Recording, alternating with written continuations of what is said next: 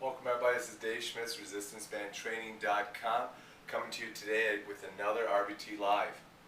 You know, I recently got an email from a customer who struggles with arthritic knees. You know, I used to be, and still am, a physical therapist. I'm just not working in the clinic as often as I used to, but you know, I used to see this all the time. And it was a struggle because you can't go and work with these people using the same knee dominant exercises that you'd like to, even though what you were always told was, hey, strengthen the muscles around the knee. Well, I'm here to tell you right now that's not the case. Typically the case when it comes to knee injuries has got nothing to do with the muscles around the knee. It's got to do with the muscles around the hip or the trunk. And so I always told my arthritic knee patients, you know what, we're going to stay away from your knee and we're going to just strengthen your hip and your trunk, and we're going to get after those areas first.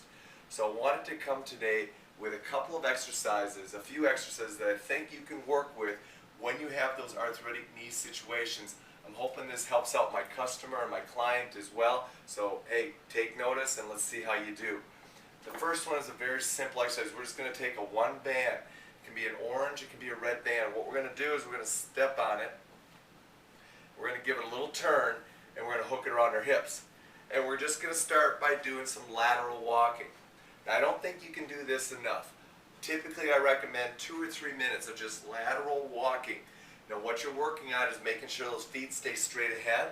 Make sure the knees stay a little bit flexed. Keep those shoulder blades back and really emphasize a nice tall posture. Keep that book on your head.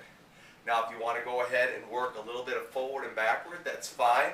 The key will be keep your feet about 18 inches apart. Don't let them come together. Keep them straight ahead. If you hear the band hooking the floor, that means you're going ahead and rubbing the floor with the band. So work on that. Hip walking really engages the hip and really gets it going. The next exercise is we're going to go ahead and take the band and we're going to hook it up and over top, and we're going to go into what we call a half crossover position. Now what we're going to do with this is we're going to put it right here, and our emphasis is going to be on our left leg. Now what I'm going to do is I'm going to use the wall as a contact point, and I'm going to start doing what we call anterior reaches. The goal here is to go ahead and load the hip, but not the knee. So I'll show you in this position, and then I'll turn around and show you in the other position. Watch how I use my right leg to counterbalance, my right hand to counterbalance, and I'm tapping the floor there, and I'm tapping the wall here to work on getting my balance. The whole goal is to keep the pressure through the heel on the left foot. Let me turn and show you this way now. So again, we're going to reach out, we're going to keep the weight on the heel, and we're going to work on making this a hip dominant exercise. Sometimes I put my hand right on my butt so that I've got to push against my butt and really start working at engaging that hip. Your goal is to make that butt work as hard as it can without putting pressure through your knee. So anterior reaches. The band just provides a little bit of assistance, or excuse me, resistance as you're going through the movement. Let me show you another way you can do that same exercise. You can take the band, hook it into your band utility strap or your door or a bar, and work on the same movement this way.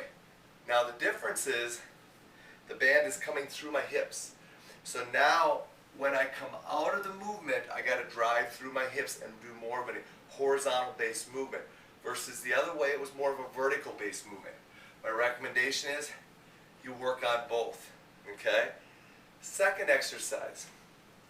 And again, if squatting is not going to be a dominant exercise for you, no problem. But sometimes when we go ahead and we put ourselves in a side position and we work at doing some side lunges, or excuse me, side squats, we can emphasize the strong leg, take a little bit of assistance off the weak leg. So lateral squats, sticking my butt out and really emphasizing pushing my hips back. If that works, now go ahead and do what we call an assisted squat, where the band is pulling me back and then I got to drive through. Pulling me back and I got to drive through. I'm really emphasizing letting the band pull me back into that big hip flexion, and I'm not letting my knees bend a whole lot. I'm just reaching out about shoulder height, really emphasizing my glutes, and putting pressure through my heel, which is the key. All right. The last exercise, which might be kind of unusual and you may not think about it, but pulling is a very hip dominant exercise. And so what we're going to do is we're going to train that left hip by doing simple pulling exercises. And what we're going to do is we're going to emphasize this hip working hard to stabilize me as I'm pulling back. What you'll find then is that the shoulder blades start working with the hip, and all of a sudden you get an integration between the trunk working with the hip and the shoulder blade, and guess what? You start getting some good reaction stuff going on there. So that's some key hip dominant exercises that I think you can go ahead and attempt to see if you can start engaging that hip, getting it stronger, which I think ultimately will lead to better stability in the knee and ultimately allowing you to maybe do a little bit more knee dominant exercises in the future.